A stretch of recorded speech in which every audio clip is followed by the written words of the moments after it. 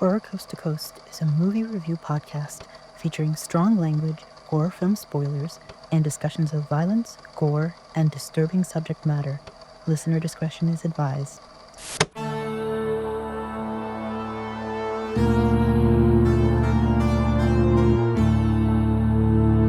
Horror Coast to Coast.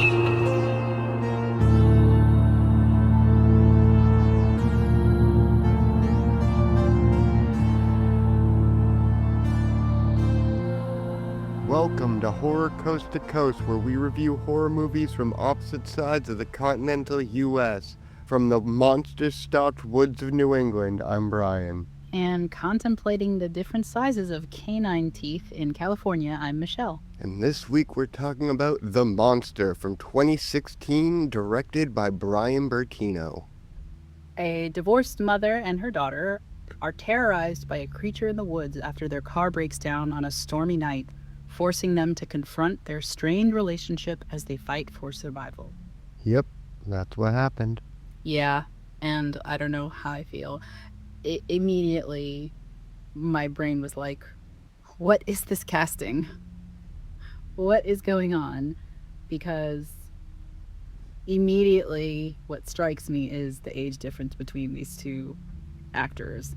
And there's just no way that this person is her mother. Like, there's like a 10-year difference between them. Yeah, they never feel like mother and daughter in this movie. It feels like a sister kind of vibe, but like an estranged sister almost. It almost feels like this is an estranged sister she got stuck with. It's kind of not the vibe I feel like they were going for. Yeah, they do feel like sisters. I absolutely thought it feels like they're just sisters. Oh, I wrote that. They have strong sister vibes, so this is so bizarre. Yeah. But it opens in the middle of the girl, Lizzie, kind of tidying up in the morning. And it's obvious that she's taking care of someone in the house, and she's younger, and she's the more responsible party. But you just think the person that she's going to wake up is just going to be much older. Yeah, definitely. Yeah, because she's picking up like a dozen empty beer bottles in the living room, and like, yeah, you kind of expect it to be an older mother figure, but nope, she looks like she's like 20. She looks pretty young. And I mean, like, I looked it up, and the actress here is named Zoe Kazan, and she was 33 at the time that this was filmed. Well, in 2016. And the daughter is played by Ella Ballantine, and she was either 14 or 15. And so, you know, in doing the math, it could be possible that she had her at 18, right? But the thing is, she doesn't look 33, right? So that was a huge disconnect that was in my mind this whole movie. Yeah. But anyhow, so we get this weird narrative right away that they're going somewhere, but we're not really told where they're going or why they're going. It's not clear at all. Yeah, but mom's still not up, and they were supposed to have left an hour ago. And Lizzie is noticeably annoyed. I don't know. You can't tell what it is. It could be an appointment. It could be she's taking her to school. That's kind of what I thought. I was like, are you late for school? What's going on? But yeah, I obviously immediately kind of clocked this. This is going to be an indictment of motherhood because she's irresponsible. She has no motherly instinct. And so I sort of like eye rolled right from the gate, at the opening. Yeah, and immediately off the bat, Kathy's like ordering Lizzie to do like literally everything. Like Kathy cannot do anything. And she just makes her daughter, which again, it feels like a big sister thing. Like a lazy big sister makes her little sister do everything. I haven't really seen this kind of dynamic from a mother-daughter where she's just so useless, and she commands her to basically do her bidding. And the thing is, I would understand. I think the dynamic works in two different settings. Either the daughter is much older, or the daughter is much, much younger. Because then there's a stark contrast between seeing like a little kid kind of picking up after their parent versus seeing a kid who's like a preteen, maybe early teens, picking up after their parent when the parent seems like they could be sibling aged. Like it's just such a weird choice, I think, to have the characters be so, at least look so young and similar in age. Well, close in age. Yeah. All right, so they get going, and we find out that they're going. Kathy's taking Lizzie to her father's house, and Lizzie's basically so done with her mom that she wants her dad to have full custody. Yeah, which doesn't really make any sense because why doesn't this man already have full custody? Yeah, that was my immediate question. Like, she is completely useless. The house is full of beer bottles. Like, what is wrong with the father that he doesn't already have full custody? She also doesn't even seem like she wants her around. Like, for all the responsibility that the kid has, she doesn't seem like she appreciates her. She just seems like she's an annoyance. Yeah. But yeah, so they're on this road. It's like a road trip, essentially. We don't know how far away they are, how far away the dad lives, how long they're going to be driving. No idea. They're just in a car. Yeah, when they stop, they say something about it'll be like 3 hours, but they get on driving, and it's like pitch black for a while. And I feel like this road trip was poorly thought out.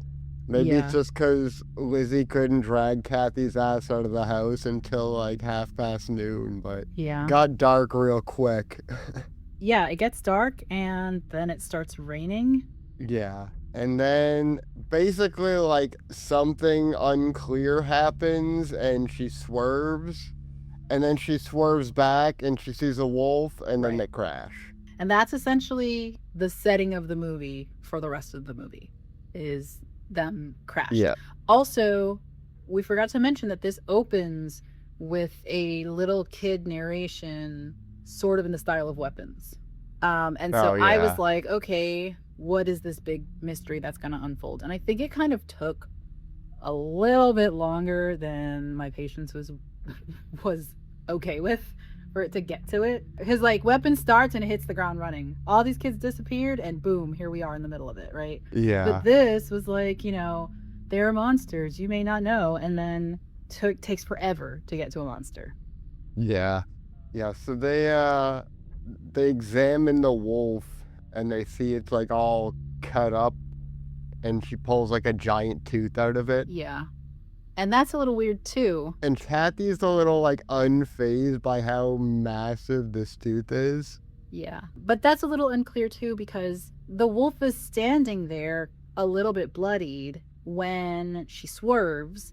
And then we assume that they hit it because they say they hit it. Yeah. But then maybe it had already been attacked, and that's why it was in the middle of the road, and that's why it was a little bit bloodied.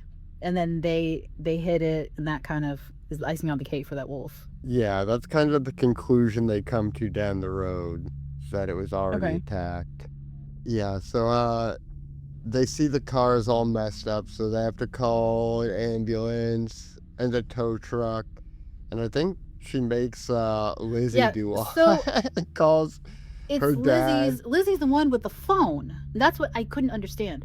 Why is it that she has the phone and she is talking to the dispatcher saying, we were driving on this highway, and the mom is feeding her what to say. But it doesn't make any sense because she isn't unconscious. Take the phone and explain. If obviously you have a better grasp on where you are and where you were going, why are you translating it to this kid who's obviously going to make mistakes, conveying this information? Just take the fucking phone. Kathy can't do anything. It was insane. And then the guy comes to tow their car away, and he's like, well, I'll wait with you here until the ambulance gets here.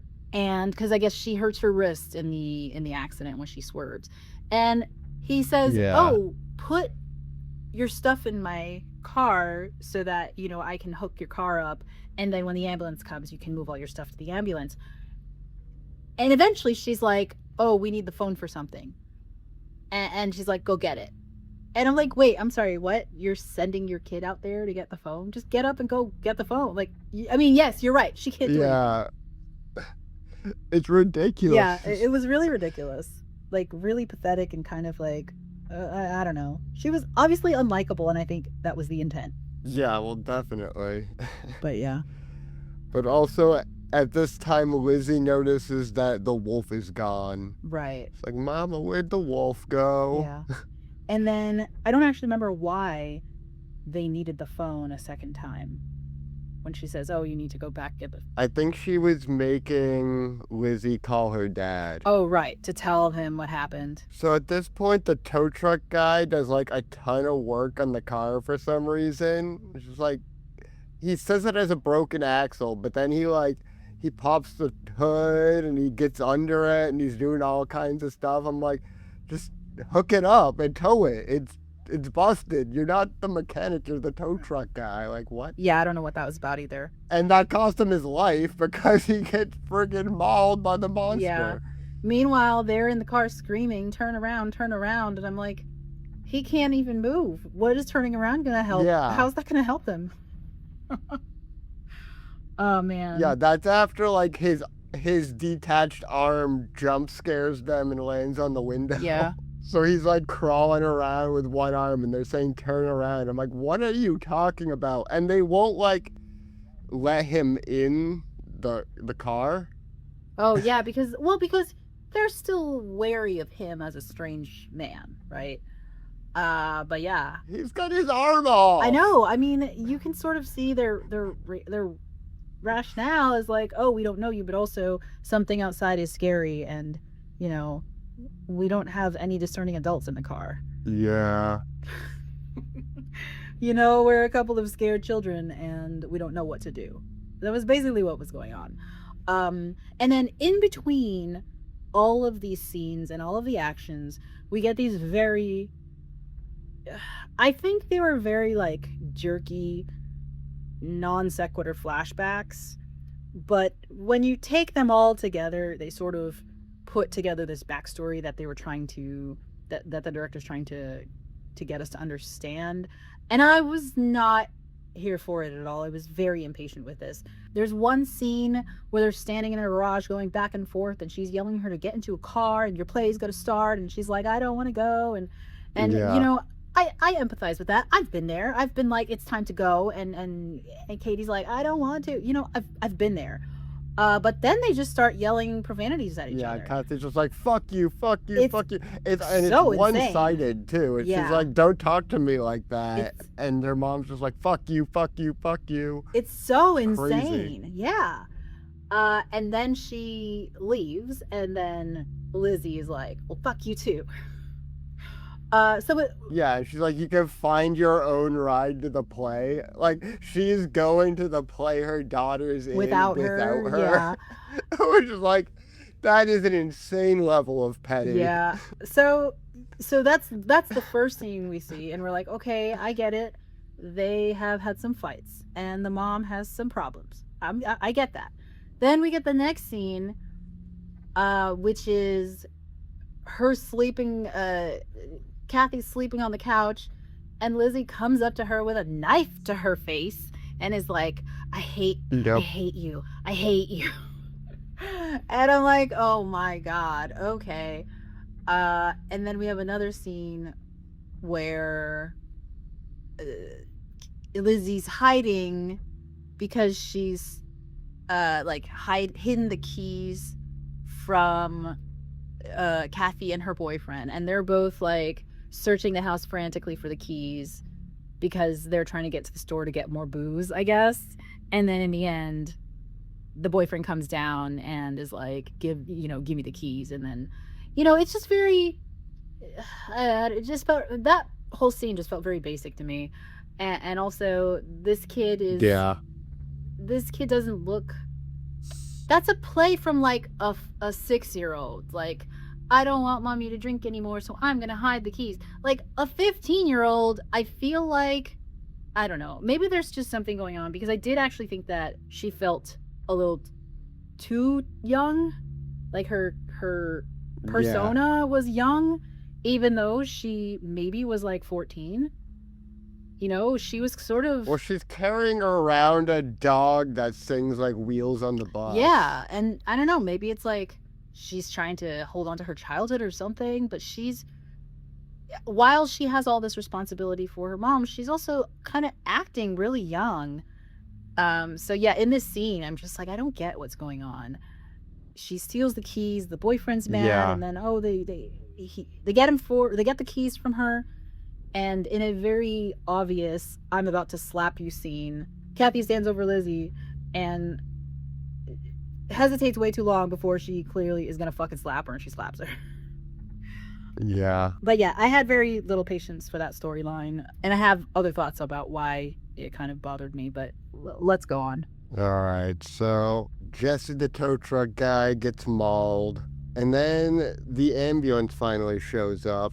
Yeah. And then, like, they get them into the ambulance, and then one of the paramedics just, like, disappears. Yeah. And then, just like the arm earlier, he ends up smashing against the windshield. Yeah. They did that scare twice in like 5 minutes. Yeah, but the ambulance shows up right after the monster drags Kathy out of the car, and it starts to attack her, and how she survived that, I have no idea. It's very obscured what the monster is actually doing to her in this moment, but it injures her somehow. This movie is way too dark. Oh yes. It's so hard to see, like, anything. Oh, that was definitely something I wrote down. I mean, I've told you this before.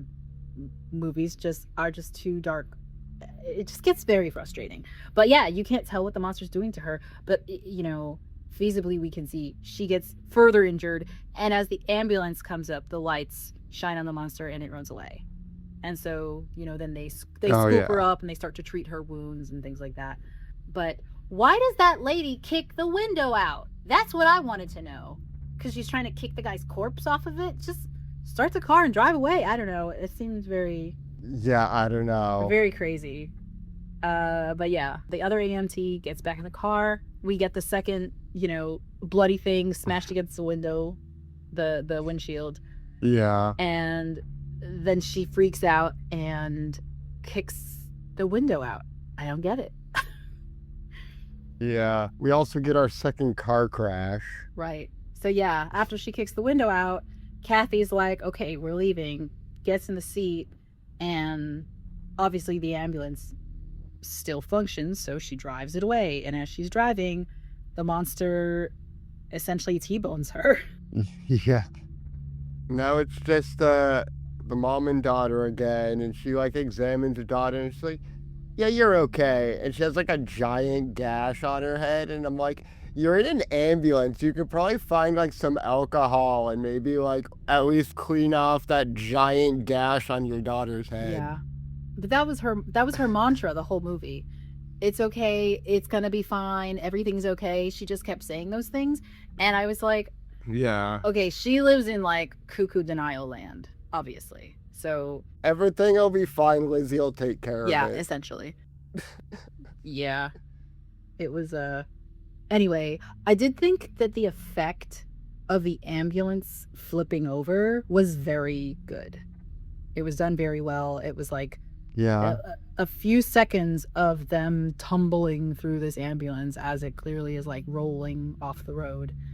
But that was a well-lit scene because the ambulance had internal lights, and the lights were on, and so you could see you could see them tumbling. You could see all the things that were inside the ambulance, like getting jumbled up as they were rolling.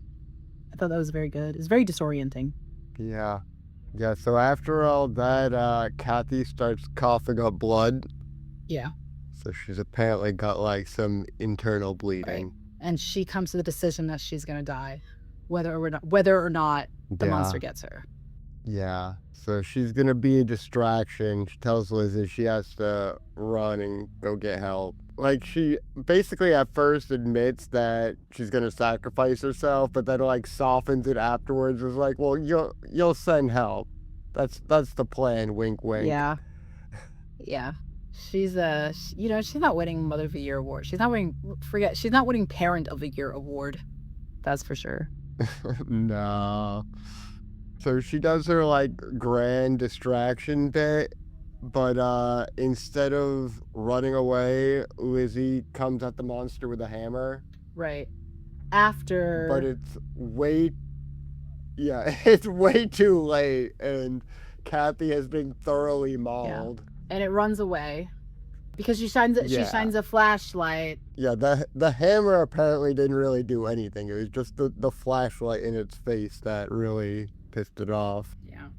But yeah, then Kathy's like totally dead, Yeah. and Lizzie's like, I don't hate you. I'm sorry. I love you. And the gross ripping her apart, that like 4-second scene was just disgusting and bloody. And oh yeah, she is messed up. It's disgusting. Yeah. And then Lizzie now decides that she's gonna face her fears.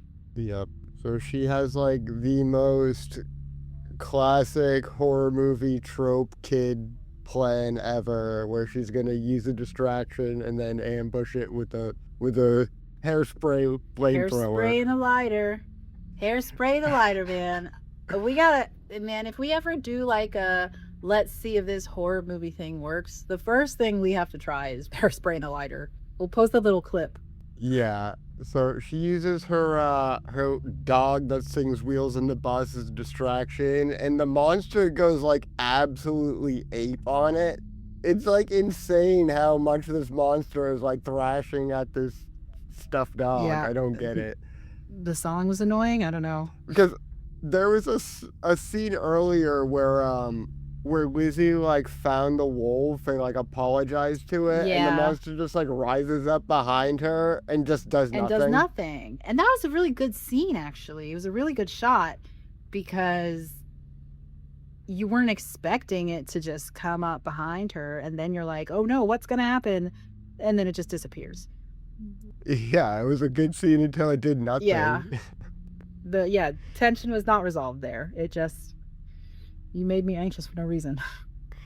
Yeah, but the monster just goes ape on this stuffed dog, and then she gets it with the flamethrower, and this is the most flammable monster I've ever seen. Yeah. Like vampires aren't even this flammable. It goes up immediately. Yeah.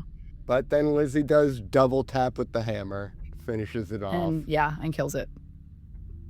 Okay, well, I will say that immediately, I am not a huge fan of mother-child survivor movies. Something about this reminded me of Room. I don't know if you've ever seen Room with Brie Larson. I've actually read the book as well. And I think it's... No. I think it's just because the mother in that felt so childlike.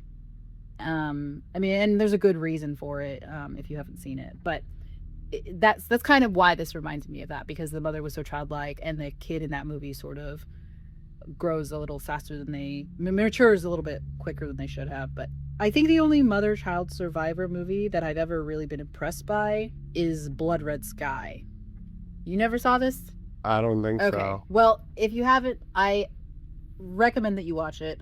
But yeah, I really liked that movie. I really liked how it unfolded in a way that I don't know. Maybe it's hard because it's hard watching the mom be so incompetent here, but yeah, I'm not really a huge mother-child survivor movie, but yeah. So, I don't know. What were your thoughts?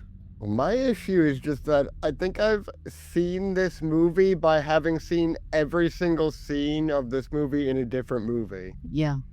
Like, all of this it's so like paint by numbers. Like, I've seen the alcoholic parent and the custody and the bloody limbs landing on windows and the multiple car crashes, and then the monster was like so uninspired. It's just like a black blob with teeth. Yeah, it was a black mass with really long, sharp teeth.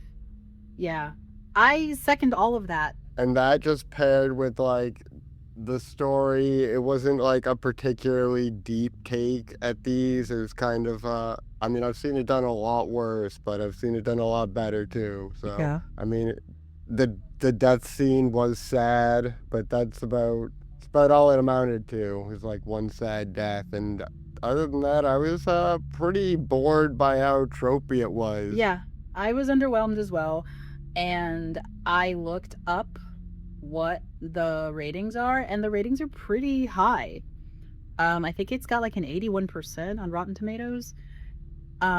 Because a lot of people liked the mood and liked I mean, it's also an A24 movie, so I think that people go in it with a certain expectation, and I don't think this necessarily was a letdown for like an art house indie horror movie, because it's got that slow play and then it's got the emotional stuff behind it. But I still was not very impressed, and I think that the thing that people give it credit for is like the emotional development of the characters, and that's the thing that I hated.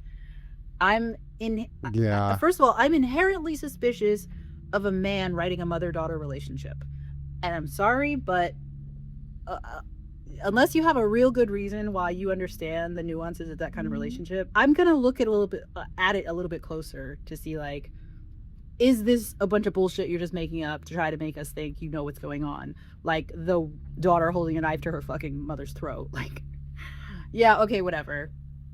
I'm also inherently suspicious of the narrative that all children who have abusive parents also have Stockholm syndrome. And no matter what happens to them, or no matter how mistreated they are, at the end of the day, they still love their parents, and specifically their mother. Like, we're okay if dads get rejected, but it's always like, you're gonna love your mom no matter what, she's your mom.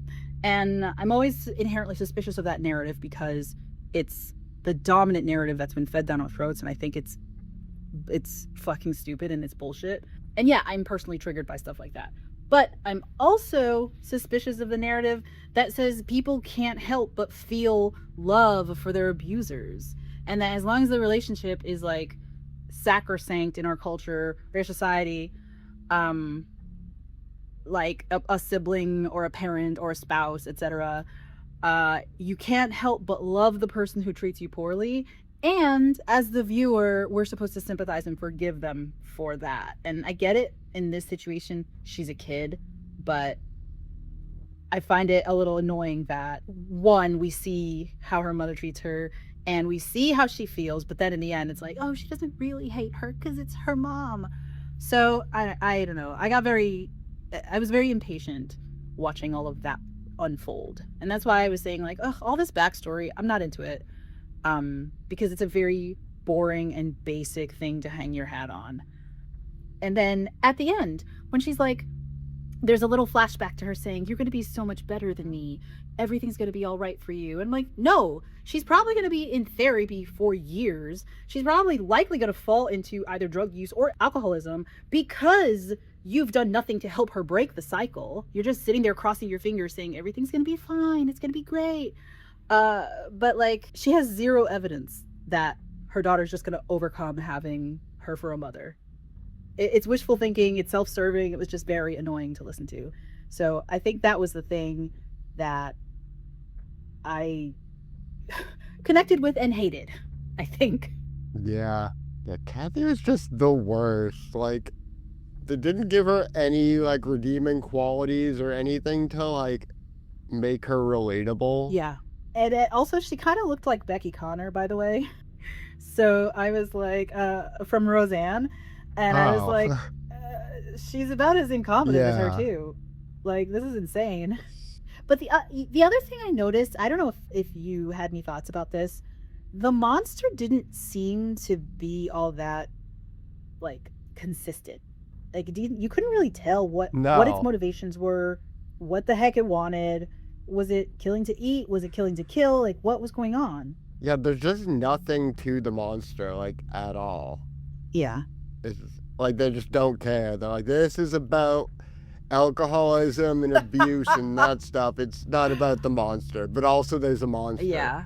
Yes, and I really didn't like the subtle suggestion of, like, who's the monster? Is it alcoholism? Is it the mother? Is it this toxic relationship? Like, where's the monster? No, whatever. You just put a literal monster in, okay? This is not the Babadook. You are not that clever. I just... Yeah. Yeah, exactly.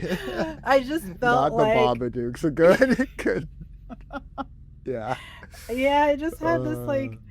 I just had a very bad response to all of this, and I kind of feel that it's worsened when I see all these positive reviews, because it makes me feel kind of gaslit by everyone else's reactions.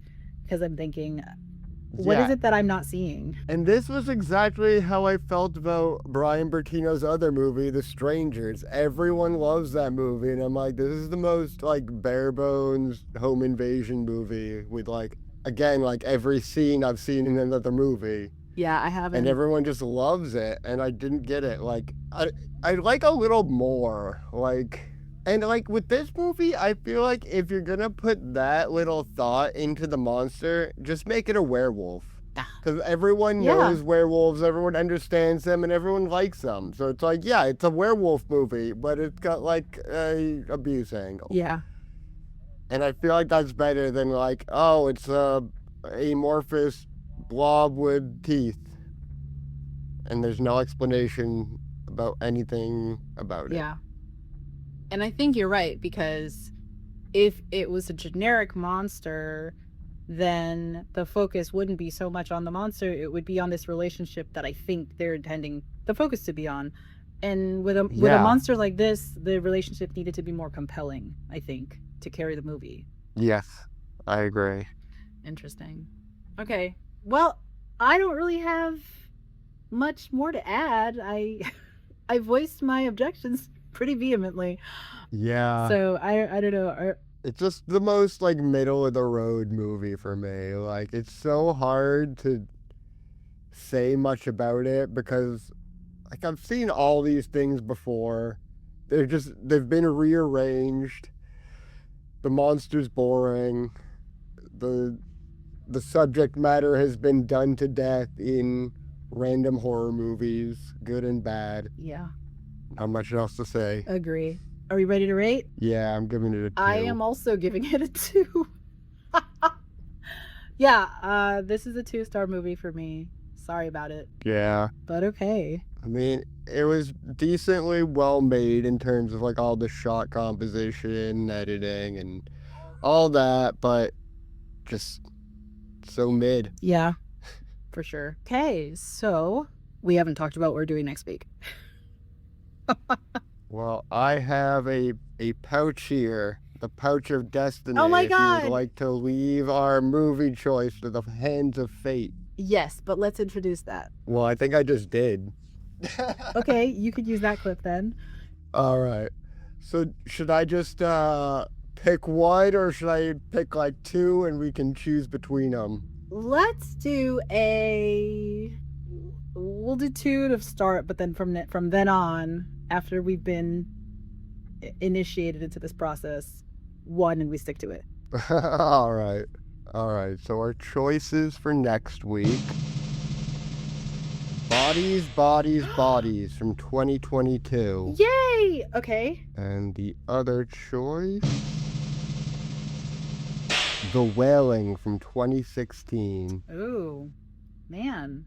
So I was just reading about Bodies, Bodies, Bodies, and I don't remember the context of it.